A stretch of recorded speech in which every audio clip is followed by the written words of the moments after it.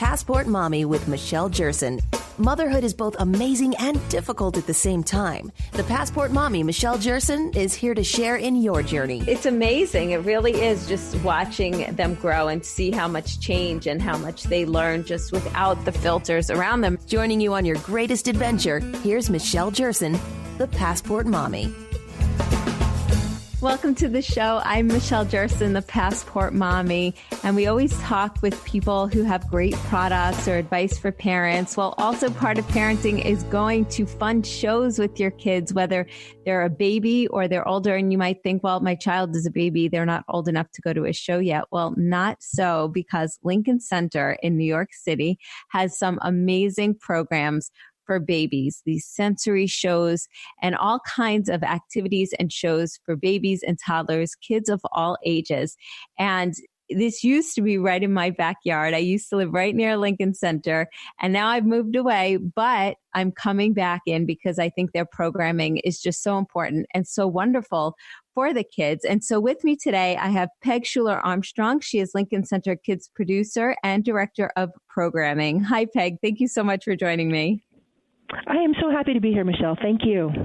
Sure. So tell me a little bit about Lincoln Center Kids, because we all know Lincoln Center and we know that they put on tremendous productions from the ballet to the opera. But what is Lincoln Center Kids? Lincoln Center Kids is a program we are now celebrating our 5th season of bringing world quality music, theater, and dance to families of all ages, with babies, with middle schoolers, with teenagers. It's part of the outgrowth of the desire for Lincoln Center to open its arms to everyone of all ages and of all abilities. And we're celebrating our 5th season this year with some new additions, including a bilingual show, Spanish and English. And as you had mentioned earlier, we have 2 baby shows that we're really, really proud of and really excited about, further expanding the definition of who is welcome here at Lincoln Center. Yeah. So tell me, is this your first season for doing the baby shows? This is actually our 3rd. We did one as a test 2 seasons ago, and it went better than we could have possibly imagined.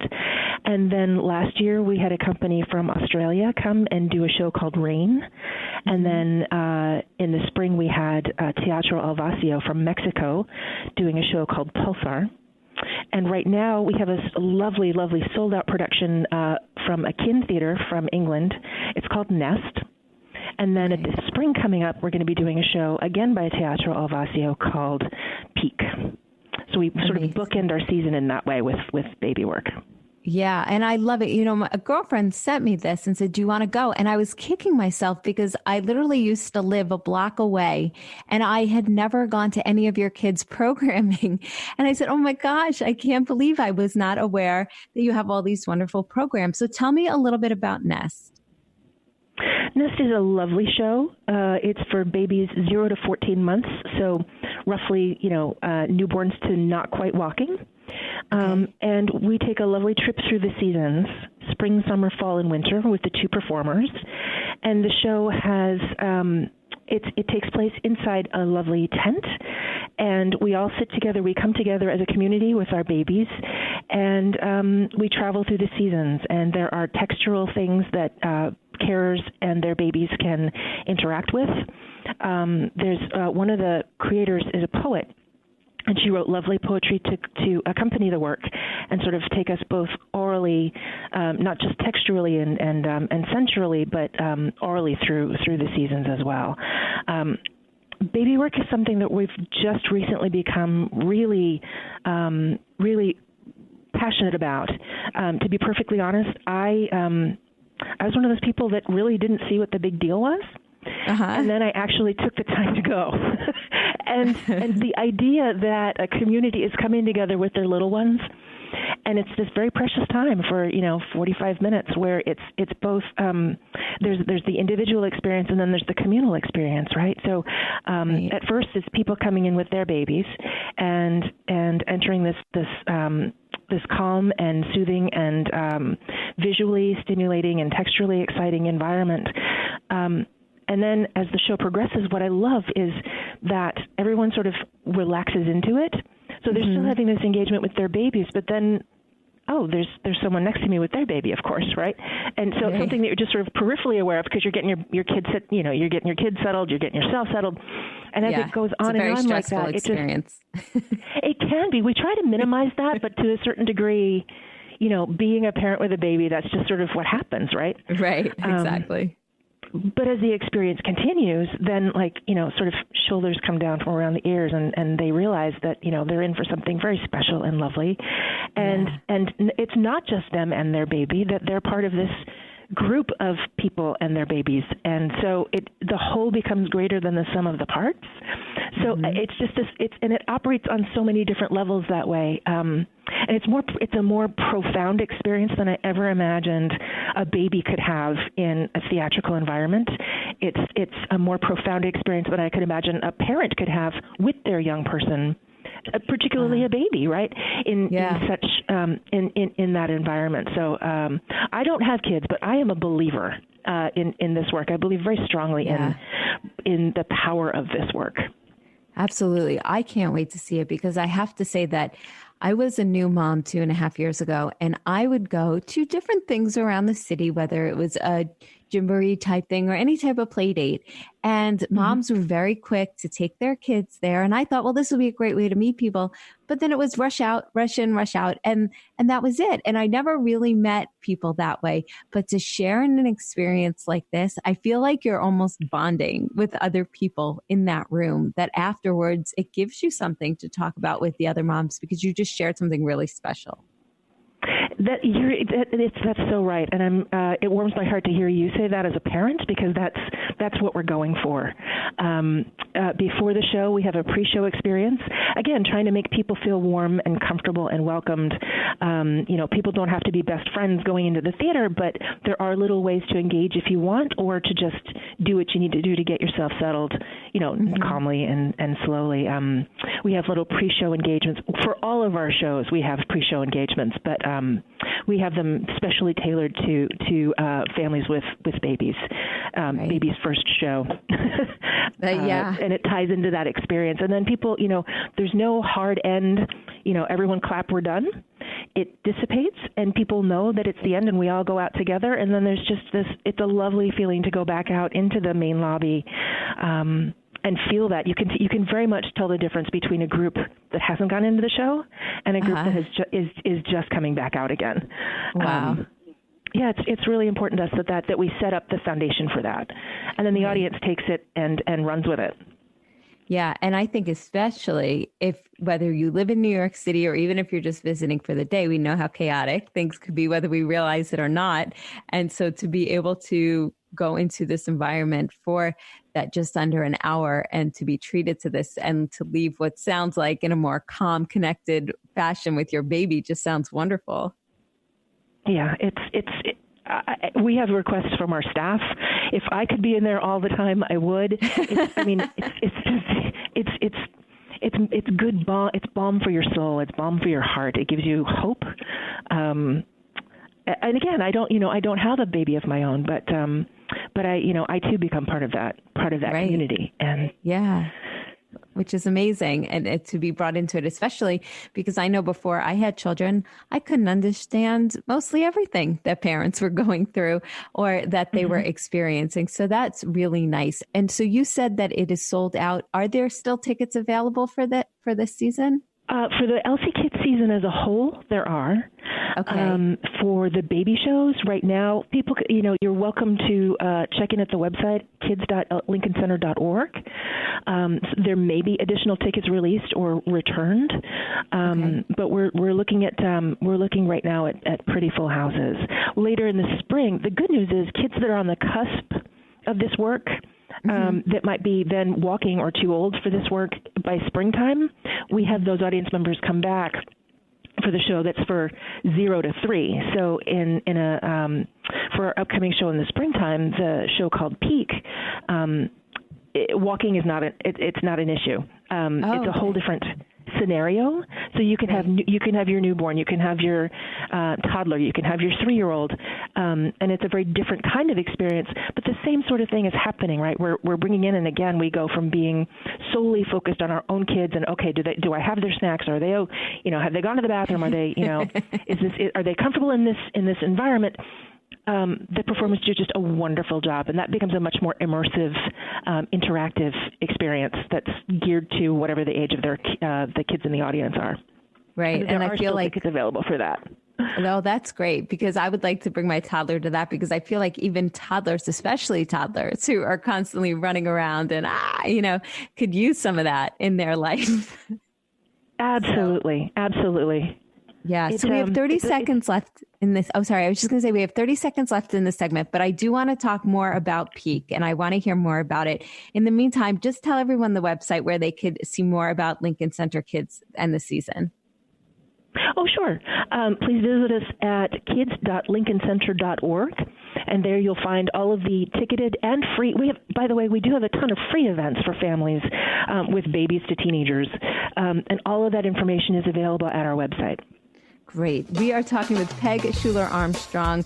She's with Lincoln Center Kids, and we're talking all about the season that Lincoln Center Kids offers, this amazing show Nest, which is going on right now for babies. And when we come back, we're going to talk about Peak, the show for 0 to 3-year-olds. I'm Michelle Jerson, the Passport Mommy. More coming up in a few.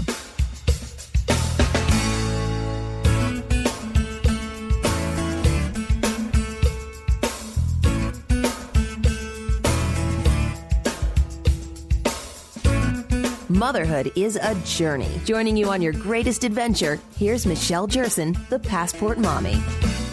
Speaking with Peg Schuler Armstrong. She's with Lincoln Center Kids, and we are talking all about the programming. We were just talking about Nest. Tell me about the show Peak, which is coming out in the spring for children 0 to 3. Sure thing. Peak is, again, from a company called Compañía Teatro Alvacio. They are from Mexico, and they were here with us. This company was here with us this time last spring, with a show called Pulsar, which was a 2-person show. And our audiences were just so delighted by the warmth and generosity and spirit of these actors. So we couldn't wait to bring them back again. We're bringing them back this spring in June 2nd to the 7th, 2020. And this is a 4-person experience. There's, again, looking at tactile experiences. They use this flexible string yarn, and it sort of demonstrates how we're all interconnected. They're making literal and figurative connections with each other. And then as the show goes along, the young people are gradually brought into that. And then suddenly we're all a community. We're all making these, we're all participating in this in and out and weaving dance movement sort of experience. It's a real joy, and we can't wait for our audiences to experience that.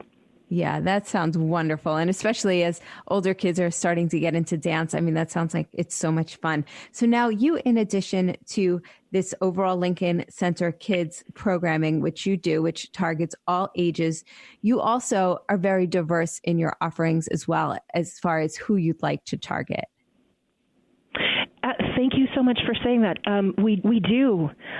We commission work specifically for kids on the autism spectrum and their families, and we also offer a series of relaxed performances for kids of all abilities. A relaxed performance is simply a production that has taken great care in its lighting, the lighting levels, and care in its sound levels for young people for whom sensory stimulus is kind of hard to negotiate. Mm-hmm. And unlike in a normal productions we've become accustomed to, where you sit quietly and you're not allowed to leave and all of that, people that are overstimulated, it's fine to leave the space and come back and leave the space and come back. Kids with tics, verbalization, involuntary verbalization is not considered disruptive. That person is being themselves. And so it's this lovely social contract with our audience and with the artists. and a lovely way for families that have kids with varying needs to enjoy an experience together without fear of being, shushed or made to feel like they're evil for bringing their children to the performing arts. So I love that.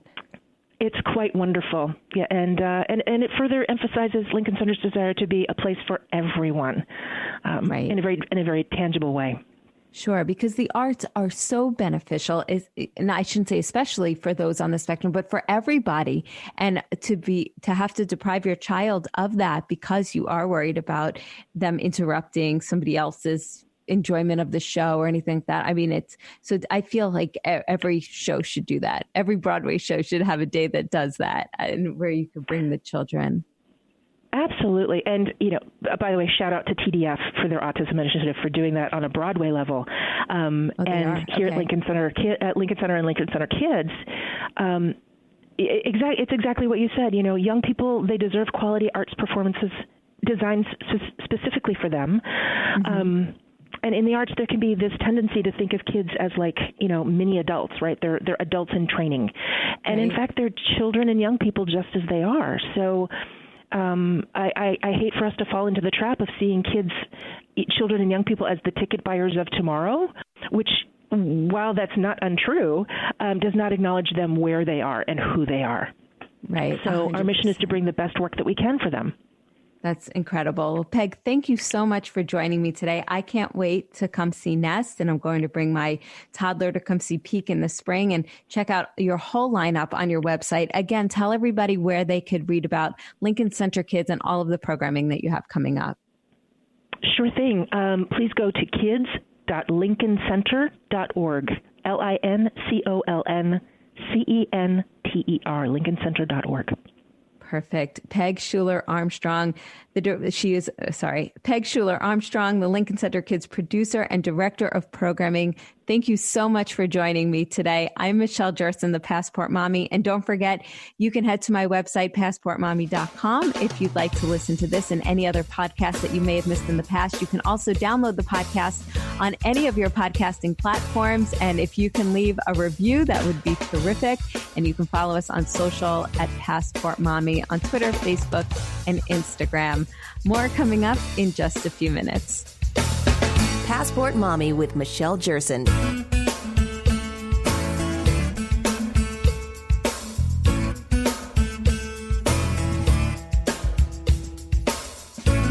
Motherhood is a journey. Joining you on your greatest adventure, here's Michelle Jerson, the Passport Mommy.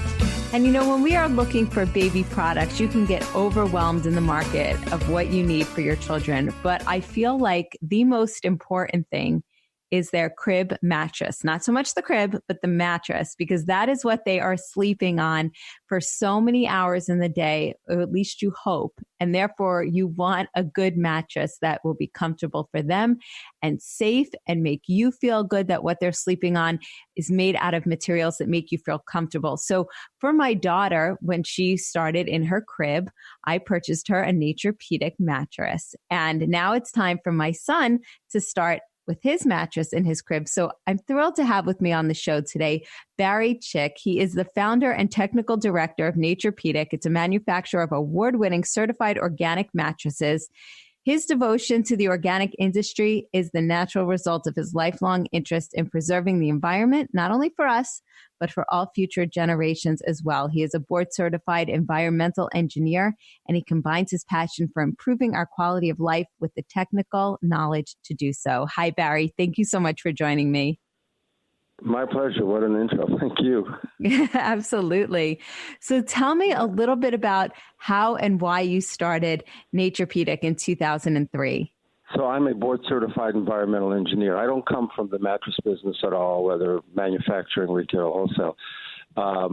This is a very interesting story. I've been chasing chemicals for a living for about 40 years. I'm a board-certified environmental engineer, certified by the Institute of Professional Environmental Practice, hazardous materials manager. I'm an author of a textbook for government institutes on environmental assessments. Anyways, my wife sent me to a baby store to buy a crib mattress and a few other things. I walk in, polyurethane foam, flame retardants, vinyl, phthalates, pesticides, formaldehyde, GMOs, glues. I'm shortening the story, but the bottom line was I couldn't buy it. I just couldn't buy it. Came home and kidding around with my wife. And I said, my grandfather slept on straw. Let's go to our Amish neighbors and get some straw. That would be safer. So one thing led to the other. We finally made a mattress, put it on the internet later on, and people started sending me money. And I went, wow, this is really serious. People are getting the point. And that's how it all started. The truth of the matter is it was one big accident. Oh, that's amazing. Well, your accident is our good fortune because my daughter has loved her Naturepedic mattress. She really sleeps very well on it. And I feel so comfortable knowing the specs on it and what it's made from. Yep. So the real bottom line of what we stand for is getting rid of toxic chemicals. And if you allow me, let me give you a little bit of a broader perspective here. Sure. In the past 100 years or so, believe it or not, over 80,000 new chemicals have been created. 80,000 new chemicals have been created. Most of them have never been tested.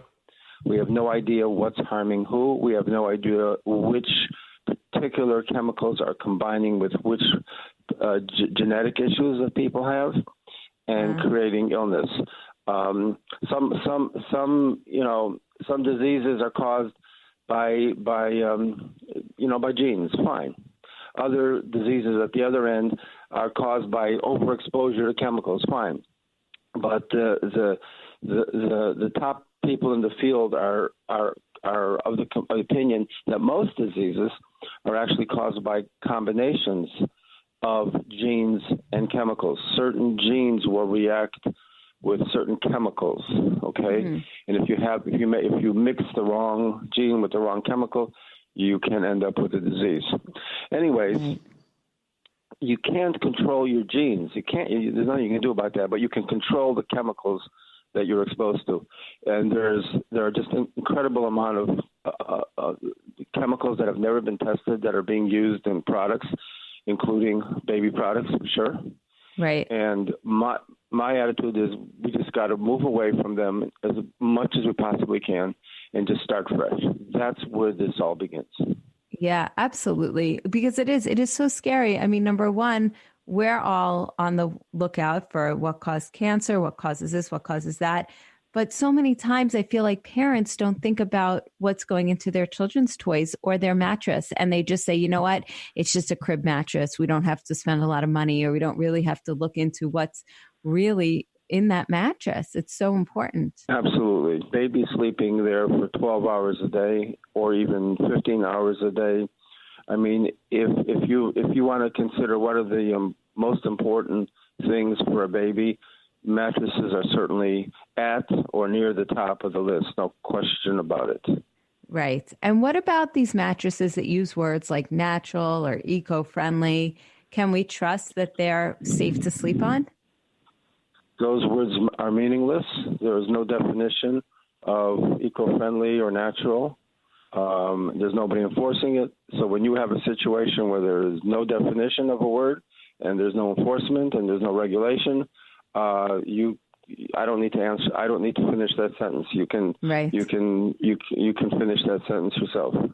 Yeah. And that's what's scary, because I think when people see the words natural and eco-friendly, automatically think, oh, this is great. This is perfect. And what does eco-friendly really mean? I mean, what does it mean? Exactly. There is one standard that is voluntary. It's not mandatory. And that's the organic standard with the Global Organic Textile Standard, GOTS. Mm-hmm. You can call something organic even without meeting any standard, because there's no regulation and there's no definition of that word. But There is a voluntary program, and we meet and exceed, frankly, we exceed that program. But there is a standard, yes, that you can go to. Got it. And so what is that? Where can people find information on that standard if they want to make sure that what they're getting is following the regulations? Well, you can go to the website, but the website is, let's do it this way. Go to the website. It's Global Organic Textile Standard is the name of the standard. But the website, you take the first word and the last word and the hyphen in between. So it's global-organic standard.org. And when you come to that page, one part of that page you'll see find a whatever they call it. You just type in the name that you're looking for. Okay. And then you hit the button at the bottom, and it'll tell you if that company is certified or not. It'll be obvious. It'll tell you if that company is certified or not certified. So that's one practical step that people can take. Great. And so overall, when you're looking for a crib mattress, especially if you're a new parent, you're new to this, what should you be asking and what should you be looking for in that mattress, in that one product? So look, let's keep it simple and break it down into the surface material and the interior material. So first, the surface material. So we need to all understand that a mattress has to last a long time, years and years and years. It's not like the old days where when the straw got dirty, you took away the old straw and put down new straw. Those days are long gone. Right. Today, you have to have a mattress that lasts. However, babies have accidents. The accidents are continuous. Right. And if you don't waterproof the mattress, you're going to be growing a garden, and it may not be a very nice garden. And right. So at the surface, the problem is, okay, I need something that will last for years, but I need something that will last for years and still be hygienic. And easy to clean. So how do you do that? How do you waterproof? So that's probably the biggest dilemma, in some ways, the biggest dilemma of them all, especially because it's right at the surface. So we will not use vinyl. I'll be very straight. Vinyl contains phthalate chemicals. Some have already been banned because they're toxic, and there's others that will be banned in the future. We would never touch that. And most crib mattresses today are covered with vinyl. The next type of covering is PFCs, perfluorinated compounds. Okay, so we will never use those. Those are basically toxic. Okay. And the evidence is pretty clear. When you see a fabric and you put some water on it, and the water just rolls right off the edge. That fabric has been treated with PFCs, perfluorinated compounds. Got it. We're not going to use that. So what we do is we use a food-grade polyethylene, which is recommended by environmental organizations. Okay, it is a plastic that we treat the cotton with. It's a very minor amount, just enough to make it waterproof. Mm-hmm. But it doesn't have the toxic characteristics. And let me explain something right here. There are plastics and there are plastics. Some plastics are very toxic. Some plastics are not. They may be plastic, but they're not going to hurt anybody. So right. if you need to waterproof something, you have no choice. You've got to waterproof. You got to make it hygienic. At least use something that's not toxic. And that's what we do, okay? And the environmental community supports this approach. This is the smartest approach to having a clean, non-toxic, waterproof surface. So we use the food-grade polyethylene. We took it a step further. We use polyethylene. We took it a step further in the fact that it's food-grade. Right. It's used with food, can touch it, and so on, and it's approved by the FDA. And then we took it a step further. We get it made from sugarcane, from non-GMO sugarcane. We don't use GMOs in any of our products. So it's the cleanest, healthiest way to waterproof the mattress. So that's the surface. And then below the surface, the big issue is polyurethane foam. We will not use polyurethane foam. Okay. So we use organic cotton. And we use a relatively clean steel, no bad metals, no lead, no mercury, things like that. We use the cleanest steel we can find. We do not use any flame retardants. We don't need flame retardants. We pass all the government requirements without needing anything. And the reason is we don't use highly flammable material in the product. If you're making a product with polyurethane foam, that's extremely flammable. You have no choice. There's absolutely no choice. You have to add some kind of flame retardants in order to try to meet the government regulations. We don't need to do that because organic cotton is not really flammable. Right, So that's how we deal with the surface and the underneath. My daughter has slept so well in hers, and she's 2.5 in a few months, and I'm not running to put her in a bed because she's not climbing out of her crib because she's very comfortable in it. So I have to say thank you for that. It's incredible. And so, I mean, are there any other, we have a couple minutes left, anything else that parents should know when going to purchase a crib, and how can they find Naturepedic mattresses? So there's other issues to be aware of, okay? In addition to chemical safety, well, we discussed the hygienic issues. You got to make the mattress so it's hygienic, easy to clean. We don't have anything at the edges, any binding at the edges where waste material can get caught. We have seamless edges. The other thing to be aware of is physical safety. So you need to have a firm, flat surface. That's what the CPSC suggests and the pediatricians suggest. And we take that a step further also, and we make sure that the edges are firm. It's not enough just for the middle of the mattress to be firm. You don't want squishy edges because when the kid's 1 year old and jumping up and down at the edge of the crib, you want proper support. So we deal with that. And then for people who want extra breathability, there's the right way to do that and the wrong way to do that. The right way to do extra breathability is to add a breathable layer between the baby and the mattress, right at the surface of the mattress. So this way, when that gets dirty, you can take it off, throw it in the washer and the dryer, and keep everything hygienic. You do not want to have the baby breathing through the surface of the mattress into the interior, because then it becomes much more difficult to try to keep it clean. So there are other issues as well, and we try to deal with every one of them. As far as your question, how to find Naturepedic, we're in hundreds and hundreds and hundreds of stores. The biggest chain of stores that carries our products is Bye Bye Baby. We're in all their stores, but there are many other stores that carry our products, or you can just go to naturepedic.com. Perfect. Barry Chick, thank you so much for joining me today. It was a pleasure speaking with you. And it was really nice to hear even in more detail what goes into Naturepedic mattresses, because like I said, I thoroughly have enjoyed it for my daughter. I look forward to getting one for my son very soon.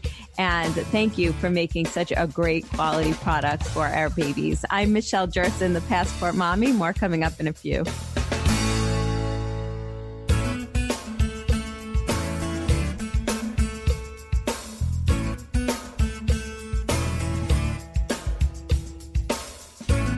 Motherhood is a journey. Joining you on your greatest adventure, here's Michelle Jerson, the Passport Mommy. Welcome back to the show. And I have with me Dani Schlaepfer. He is the inventor of Whiz Rider, which is an amazing invention as far as I'm concerned. Hi, Dani. Thank you so much for joining me today. Hi, Michelle. What a pleasure. Thanks you. So I recently moved to the suburbs, but before I did, I was a city girl. And my biggest concern was, how do I take a cab without holding up the cab while I put the car seat in the cab, which takes forever? Or whenever I would travel with my little one, it's always a pain to have to schlep a car seat with you, halfway around the world or wherever you're going. And so you came up with Whiz Rider. Tell me about that. Exactly. You're absolutely right. Actually, me and my old friend, Andy, we go back to 1990. We both had a similar experience, having no good solution while traveling, living in urbanized areas, or just, living in big cities. And we felt like there is no solution. We need to have one. And that's how we started. Actually, literally, we started over a cup of coffee, discussing all kind of solutions, and came up with the Whiz Rider. That's it. Amazing. So tell me a little bit about Whiz Rider. It's a harness-style system that basically allows you to strap your child in safely into the car without a car seat. Exactly, that's it. I mean, before we had the idea with the harness system, first it was clear it must be small, always portable, durable, and above all, of course, as safe as possible without any seat.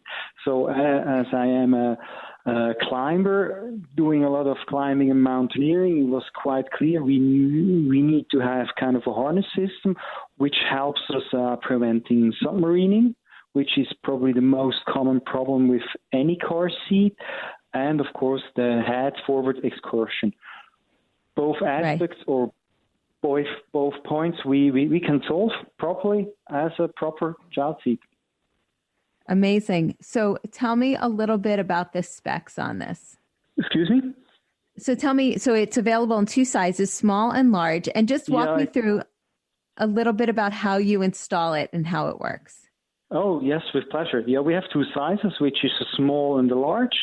They're overlapping, so small, let's say 4 to 6 to 7, depends on the child, weight and height. And then we feel comfortable using it from 6 to 10 years old.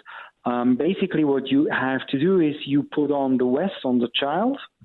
Once the vest is on, it's like a T-shirt, let's say, or a small jacket. You close the leg loops around the upper legs. You close the 2 leg loops, left and right. Once it's on, you place the child in the car. Best thing to do is on the rear bench, obviously, but you can also use it on the front seat. That's not a problem. Once the child is properly seated, you take the shoulder and lap belt from the car. You just hook it in.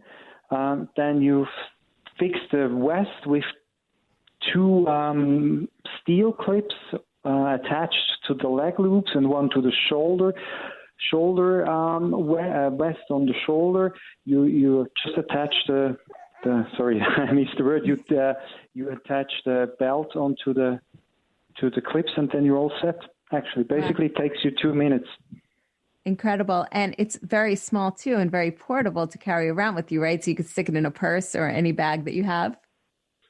Exactly. It's less than a pound. It's same size as a small cup of coffee, and you can squeeze it, you can scratch it. Don't worry, it's just durable. It will hold for at least 7 to 8 years. Amazing. And I love that it was made and engineered in Germany, and therefore it's made with the highest quality materials. And so we can buy it with confidence. Where can we go to purchase the Whiz Rider? Right now, you can buy it on Indiegogo on our In Demand campaign. We're happy to say we have it on stock now. A week ago, the first batch arrived in our warehouse in Houston. The majority of the shipment will arrive this week or probably Monday or Tuesday at the warehouse. So go online, go on Indiegogo.com, buy it. We still have nice discounts we offer. Amazing. Dani Schlaepfer, thank you so much for joining me today. I love talking to moms and dads who start products because they see a need for it, being a parent themselves. And I really appreciate you taking the time to join me. And I look forward to trying the Whiz Rider because I think it's wonderful for all the parents who live in cities and need to take mass transportation or when you go traveling somewhere near or far. I'm Michelle Jerson, the Passport Mommy. I hope you have a great rest of your day.